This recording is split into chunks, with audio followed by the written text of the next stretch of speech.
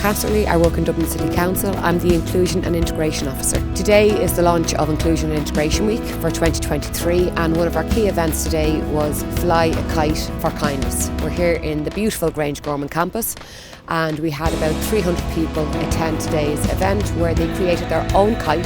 We added a flashy light to it and we flew it high in the sky as a mark of solidarity for everybody from all walks of life, all religion, all cultures and all abilities.